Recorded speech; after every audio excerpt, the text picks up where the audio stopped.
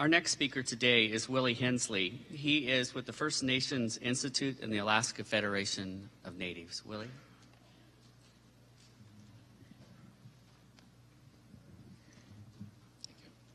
Good morning. I'd like to ask the Alaskan delegation to just rise for a second. Those of you who are here from Alaska, to show our love and respect for Billy. Thank you. Thank you for the opportunity to speak. I'd like to say a few words in Yup'ik, our traditional language. Like many of our languages, it's endangered. But pagalakipsi, ilokasi, uvanga iraruk kektakarug mingurunga. Asin tarir mingurunga. Ang yakat ka akpayuga asin non kakak. Inunak togut ikaturami no tampangani. What I said was I'm a kektakarugme. We're a little island people. And also a saltwater person. My parents are Akpayuk and Nonagak, and I was raised along the Ikatuk Creek, which means shallow water. Anyway, I'm here to speak on behalf of the Alaska Federation of Natives and the First Alaskans Institute. AFN represents 120,000 or so Alaska Natives and the many tribes in Alaska. We share the grief and the love and respect that you have for Billy. We respect him because of the long and difficult fight for justice for the Indian people and his commitment to securing every right guaranteed in the treaties that you had with the federal government, and also the fight for improving the environment and growing back the fisheries that had been endangered. I've known Billy since I was in my 20s. I met Hank Adams through the National Indian Youth Council many years ago. And when I was at George Washington University, he invited me to come to Nisqually to visit. This was right at the beginning of the big fight for your fishing rights. Unlike Marlon Brando, Hank didn't ask me to get arrested, thankfully. Anyway, Billy is famous in Alaska because we too have had a long fight for hunting and fishing rights, whaling rights, and the bold decision that was made had reverberations in Alaska. And in the TV series that he was involved with, he called Alaska the soul of indigenous America in this series called This Indian Country. We have been fighting to maintain our right to hunt and fish, and as you all know, it's a never-ending battle. The bold decision had reverberations in Alaska.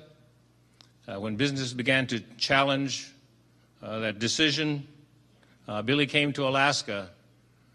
He had asked the tribes to not do business with some of the banks that were supporting the challenge to the bold decision. He was very effective. He convinced Cook Inlet region to withdraw $80 million from Seafirst. He was a persuasive guy.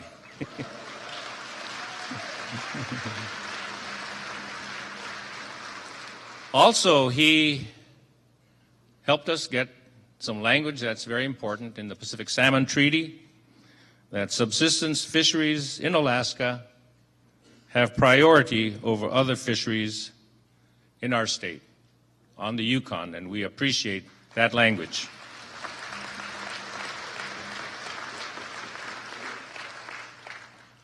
He is a beloved figure.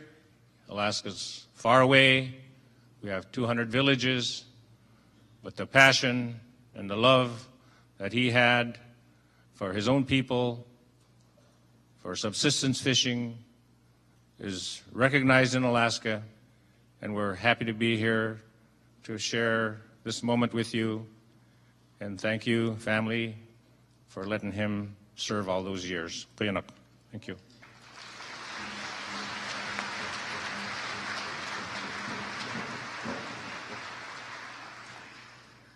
Our next speaker today is our NCAI President, National Congress of American Indians, Brian Cladoosby, and the chairman for the Swinomish tribe.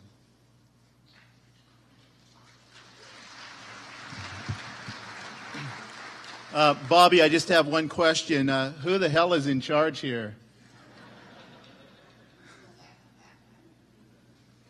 I want to thank Squaxin Island for hosting today. Family, friends, tribal leaders, members of Congress, Governor, thank you for being here today to support this family and to celebrate the life of an amazing man. Funerals of public people like Billy can be hard on families. As much as we who all loved him, we know how much he meant to you and you to him. To you, he was father, brother, uncle, cousin. The family was pulled together by the blood of their ancestors and the love of the Nisqually River. His family was truly the joy of Billy's life. To the family, thank you for sharing Billy with all of us. For the rest of us, Billy was a role model, a friend, a guide, a truth teller, a preacher, and a rabble-rouser. Maybe the best way to describe Billy was as a teacher. I suspect it is fair to say that every one of us in this room learned something important from Billy. Here are a few things that I have learned from Billy over the years. I learned that hard lessons can be delivered with love. As a young tribal leader, I remember being amazed at how Billy could show righteous anger and love at the same time. Billy could lay into Norm Dix or Patty Murray or Maria Cantwell or any other federal official or state official about how he thought they were failing to do their job or live up to their promises. And in the very same breath, he would tell them that he understood their challenges and wanted to help them succeed. If only they would just do what Billy wanted them to do.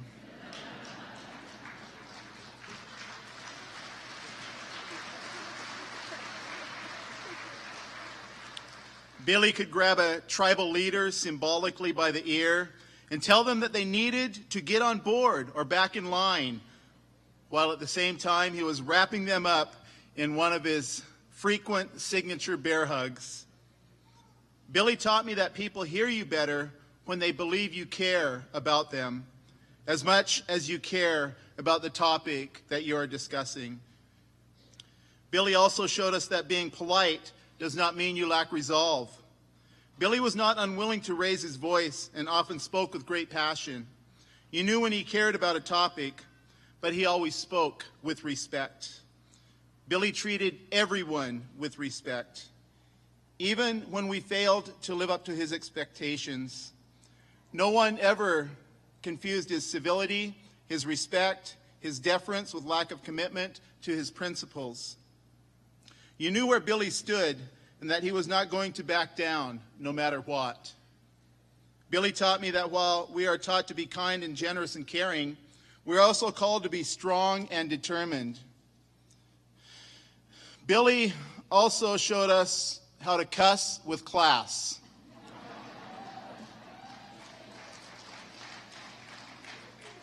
You can't really talk about Billy without mentioning cussing. He's the only person who could swear and make it sound like a Hallmark card. As many of you that know me know that I'm not big on cussing, but I will never forget how when he seen me, he'd come up to me, "Jesus Christ, Brian, my boy, it's good to see you." Then give me that signature bear hug. How many of you in the room know how that felt?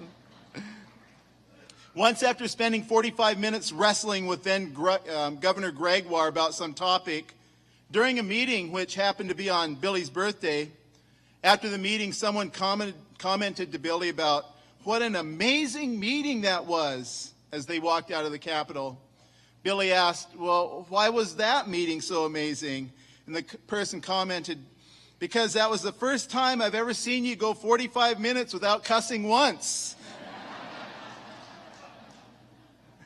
Without batting an eye, Billy says, God damn, you're right. That is amazing.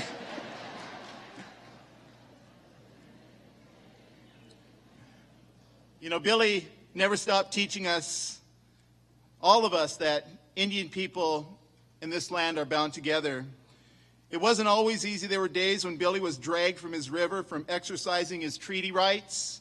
It was like trying to separate a dad from a child. That river flowed through his veins and gave him strength. And he gave his entire life to protecting it and the fish that swam in it. On the day Billy passed, we were on the Skagit River exercising our treaty rights. My dad and my uncle were downstream from us, and yeah, those old guys are always corking you. My brother and one of my best friends, Leon, was just upstream. Yeah, I was corking them. I said a short prayer of gratitude to Billy. Because of his lifetime work, my grandchildren and their grandchildren will be able to fish on the Skagit River forever.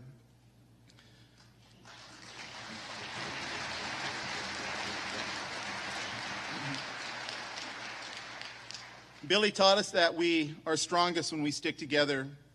Billy believed that every bone of his body, that if Indian people stand together to protect what is theirs, to stand up for what is right, we will never be defeated. We might see setbacks and face seemingly insurmountable challenges, but as long as we keep fighting and staying together, victory is assured. Billy taught me that we can never give up fighting for what we know is right. If I had one word to describe Billy, it would be relentless. He never gave up fighting for his people or the salmon. He was the spokesman for the salmon when no one else would speak up. He was relentless. Billy was one of those characters who seemed timeless, and he was a character of the first degree. It seemed like he always had been and always would be the same. Mostly it seemed like he would be with us forever. But Billy has gone home now, like the salmon he loved. He's gone upstream. If Billy could pick his heaven, it would be on the banks of the Nisqually River, and a new salmon run would already be starting. He'd be there with his dad and maybe some young boy or girl, passing on the stories and the teachings and the lessons learned from time immemorial. I will picture him there with great gratitude for all that he taught me and all that he taught all of us. I would just like at this time ask the current and former tribal leaders to stand and be recognized. The current and former tribal leaders in the room to stand and be recognized. Don't be bashful.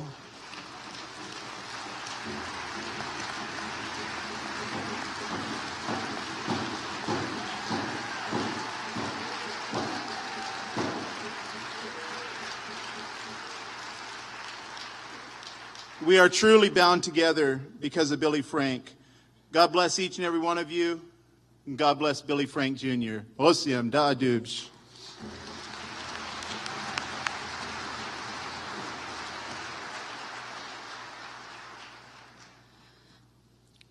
It's a great honor to introduce our next speaker, Senator Patty Murray, Senior Senator from Washington State.